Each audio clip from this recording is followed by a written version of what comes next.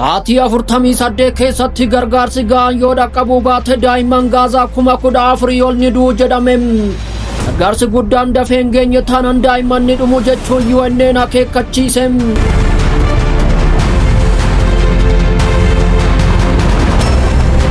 Manni murtii waliigalaa federaalaa oliyyannoo abbaan alangaa obbo Taayii irratti dhiyeeffate irratti jala murtii kennuuf har'atti beellamee ture.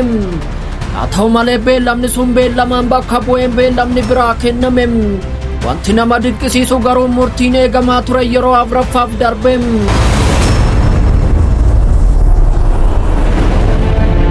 Humni waraanaa Huutii Yaman buufata doonii Israa'elaaf yaa'u gura jala galchuu hime. Huutii Yaman ibsa ganamaarraa baaseen buufata doonii Israa'elaaf yaa'u irratti ugura galaanaa labse. Akkuma ibsa isaanii keessaa hubatamu dooniin biyya kamiyyuu gara buufata kanaa deemu yookiin achi keessaa ba'u hundi ifatti qajeelfama kana hubachuu qabu ta'uu baannaan garuu ibiddaan barbadaa'u jechuun sodaachiseera.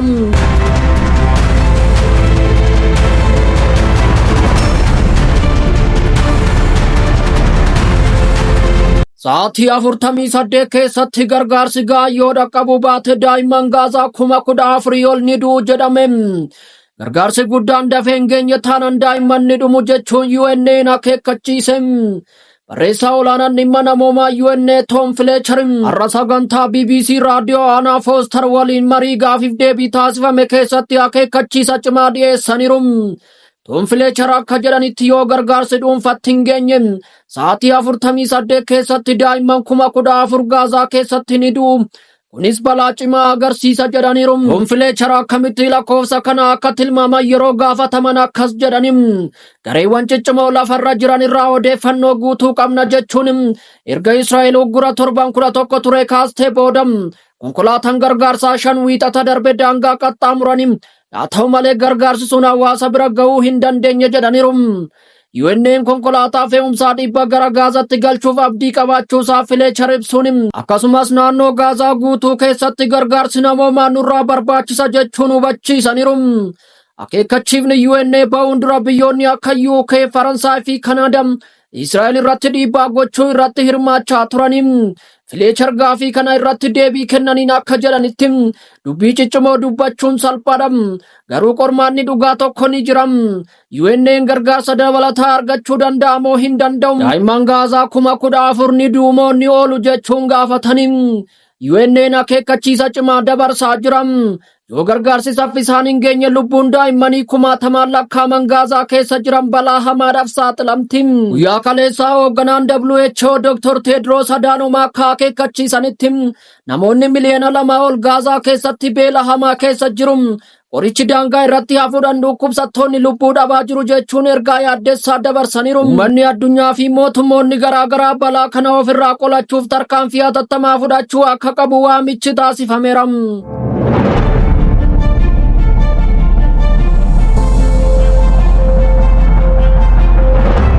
Manni murtii waliigalaa federaalaa oliyyannoo abbaa alangaa obbo Taayii irratti dhiyeeffate irratti murtii kennuuf har'atti beellamee ture. Haa ta'u malee beellamni sun beellamaan bakka buutee beellamni biraa kenname. Wanti nama dinqisiisu garuu murtiin eegamaa ture yeroo afuraffaaf darbe. Abukaatoo obbo Taayii Danda'a kan ta'an obbo Abarraa Nugusuu akka jedhanitti galmeen har'aaf beellamamee ture qorannoo fi murtee kennuuf ture. Yeroo garaagaraatti beellamamnee hin hojjetamne jedhamaa turre jechuun kanaafuu beellamni mana murtii akka cidha yeroo dheeraa hoo'an qabneetti ofirra deebisaa jira. Yeroo biraa jechuun yeroo balleessa. Abbaan alangaa himata 2 irratti oliyyannoo dhiyeeffachuun isaanii kan yaadatamu yoo ta'u yeroo jalqabaatti manni murtii olaanaa federaalaa ramaddii lidataa obbo Taayiin bilisa jechuun murteesse. Amma garuu dhimmichi gara dhaddacha oliyyannoo yakkaa mana murtii waliigalaa federaalaatti ceera. Manni murtichaa abbaan seeraa galmicha irratti jala murtii kennuuf yaadame dhukkubsatanii dhufuu dhabuun isaanii himame. Kunis sababa beellama har'aa raawwachuu dide. Murtee qofaaf yeroo afuraffaaf beellamamne kan jedhan abukaatoon obbo Taayii. Abbaan seeraa galmicha qabatan dhukkubsatan jedhamne. Garuu ilaalcha keessa yoo galchinu murtiin akka dhukkuba caalaa sodaachisu hubanna.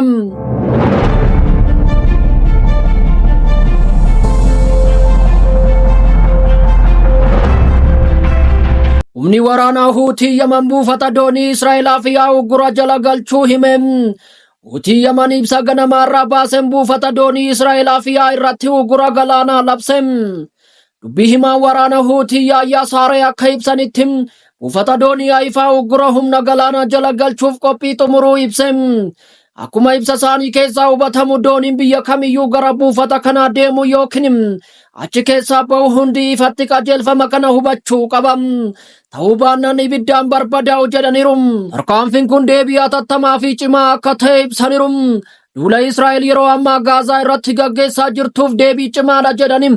Hutiin erga waraanni Israa'el Gaazaa seenee kaasee miisaayiloota fi diroonota gara Israa'elitti dhukaasuu itti fufeeram. Waraanni Israa'el yeroo ammaa kanatti Gaazaa keessatti wanta hafe hunda barbadeessaa kan jiru yoo ta'u, ministeerri maallaqaa Israa'el Beezil Stroomiich ibsa ganamaarraa kenneen Gaazaan magaalaa shororkeessummaatti jedheeram. Gargaarsi yeroo ammaa gara Gaazaa seenus daabboo tokkoo fi nyaata tokko qofatti daangeffamee jiram. Ugura Hutii labsame kana hordofuun dooniiwwan addunyaa galaana diimaa fi galoo galaana Eden keessa jiran akka sodaataniif deemsa isaanii akka daangessan beekameeram. Mootummaan Ameerikaa tarsiimoo ittisaa fi haleellaa qilleensaa hamaa torbanoota darban Hutii irratti raawwachaa ture. Ministeerri ittisaa Israa'el Kaatisii fi Beniyaamin Netanyaahuu ammoo hooggantoota Hutii akeekkachiisuun haleellaa miisaayilaa yoo itti fufan isaanis akkuma hooggantoota Hamaas Gaazaa keessatti ajjeefamanitti gufuu guddaan isaan akka mudatu doorsise.